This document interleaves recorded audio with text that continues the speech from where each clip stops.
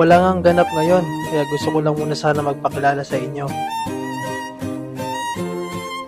Ako nga pala si Fernando Grancio Lopez II, o mas kilala bilang Dean.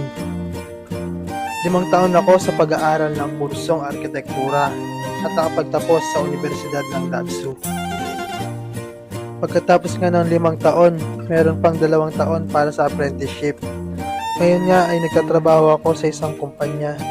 Bali work from home at on-call worker nga lang ako sa kanila. Hindi ko na nga naisipang pumasok pa sa ibang kumpanya at mas pinili ko ang ganitong setup para mas mabalanse ko ang aking oras sa ibang bagay. Bukod pa ron, malaki ang utang na loob ko sa kumpanya dahil nga habang nasa 4th year college pa lang ako ay kinuha na nila ako bilang empleyado. Nag-start ako sa kanila bilang isang mural artist. Di man nga ako ganun kagaling sa painting dahil parang wala akong taste sa kulay. At mas nasanay kasi ako sa black and white lang na drawing. At sa katagalan niya ay unti-unti na ako nagsasanay. Natututunan ko na rin kung paano mag-mix ng mga kulay. Nung una medyo madali lang mga ginagawa. Pero nung nakikilala na kami sa ibang lugar, ay mas marami na rin ang nagpapapaint sa amin. Hindi ko makakalimutan yung isang project namin sa simbahan. Sobrang taas nga at pahirapan kami sa pag-akyat. Pero kahit naging mahirap ay natapos namin at nagawa namin ng maayos. Kaya sa mga gusto magpa-mural, mag-message na kayo sa Facebook at Instagram. Kapag wala naman kaming project na gagawin, nilalaan ko na lang ang oras ko sa pag-focus sa maliit kong negosyo.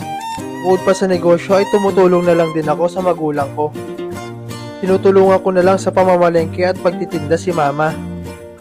O kaya naman ay tumutulong ako sa ibang gawain ni papa. Hindi nga pwedeng mawala sa paglaan ng oras ang paghatid sundo ko sa aking sinta. Dahil bukod nga sa aking pamilya, isa siya sa nagbigay sa akin ng malaking suporta. At para makabawi, kami nga ay madalas na maglakbay, mag-relax, at mag-enjoy sa buhay. At sa ganito umiikot ang aking mundo.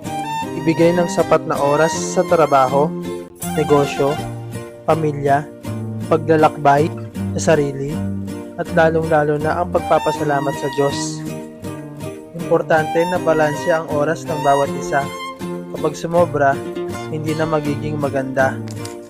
Sa buhay, kahit kaunti, kahit mabagal, ang mahalaga ay umuusad ka. Hindi mo kailangang ikumpara ang sarili mo sa iba. Hayaan mo na mauna sila. Ang mahalaga ay patungo ka sa pangarap mo nang hindi nakakatapak ng iba. At nasa tamang proseso ka patungo sa magandang buhay ng masaya. At hanggang dito na lang muna ang aking kwento. Maraming salamat sa panonood nyo. At ako nga pala ulit si Dean. Hindi ako tamad, pero hindi ko lang alam kung ano ang gagawin ko.